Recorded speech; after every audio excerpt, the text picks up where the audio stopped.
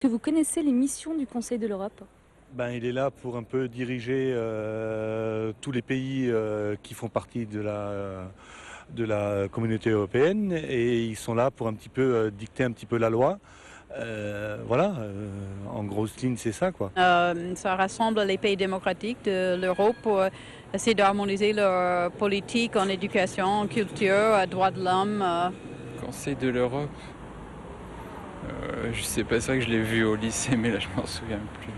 Réguler tout ce qui est au niveau des paysans, hein, tout ce qui est les prix pour le lait, c'est pour ça actuellement qu'il y a un petit peu le bordel sur Strasbourg. Conseil de l'Europe, il se trouve.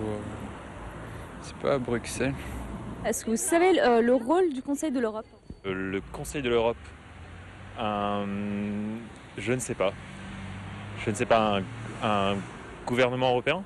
Le rôle du Conseil de l'Europe, je passe. Dessus, je passe.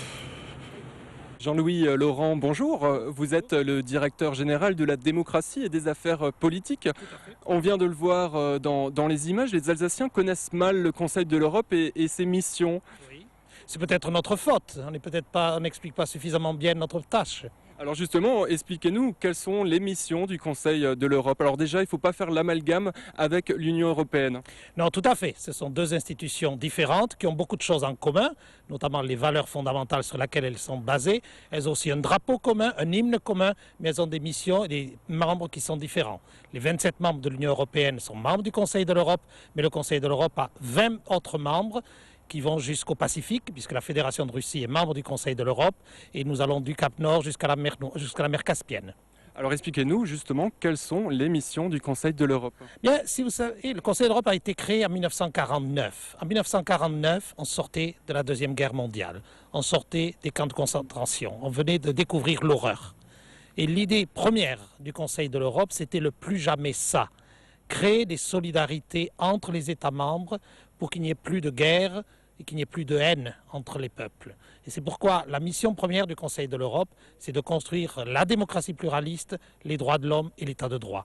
Là où il y a la démocratie, là où les gens peuvent s'exprimer, là où les droits de l'homme sont respectés, il y a de moins en moins de chances qu'on se fasse la guerre. Et ça, c'était la mission première du Conseil de l'Europe.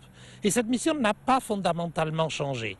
Elle s'exerce dans un contexte différent, avec un nombre de membres beaucoup plus large qu'il ne l'était par rapport aux 10 pays fondateurs de 1949.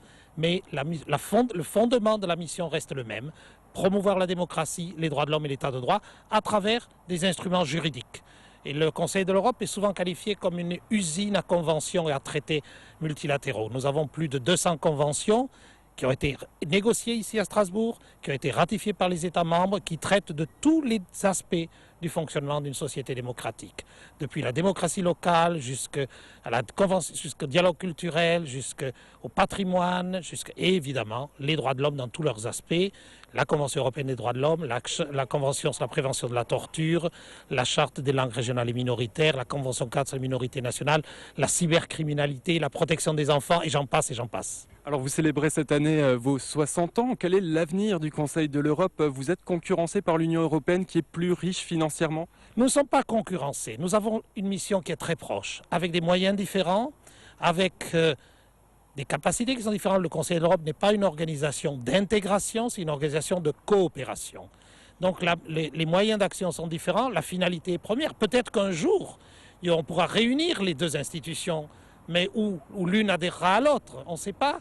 Mais la mission fondamentale reste d'actualité, et elle reste d'actualité quand les 47 États membres, parce que c'est tous les jours qu'il faut travailler à renforcer la démocratie, à mieux protéger les droits de l'homme et à assumer la primauté du droit. Alors dans le cadre de votre 60e anniversaire, il y a M. Gorbatchev, l'ancien président de l'Union soviétique, qui est à Strasbourg.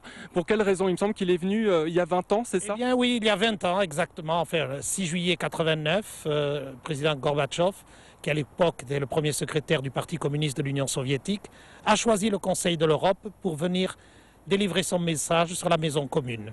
Et ça, c'était un tournant historique dans l'histoire, non seulement du Conseil de l'Europe, dans l'Europe elle-même, puisque ça a été le début des changements radicaux qui ont changé la carte de l'Europe. Et c'est un peu pour rappeler cet événement historique qui s'est déroulé dans cette maison que le président Gorbatchev était invité pour les célébrations du 60e anniversaire. Très bien, merci beaucoup, Monsieur Laurent. Alors, il y avait aussi Monsieur Lelouch, le secrétaire d'État chargé aux affaires européennes. Nous l'écoutons.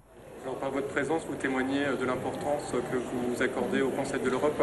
Oui, plus que jamais, le Conseil de l'Europe est une instance tout à fait unique sur le continent. C'est l'endroit où on a tous les Européens, 47 pays, Russie comprise, et 800 millions d'habitants.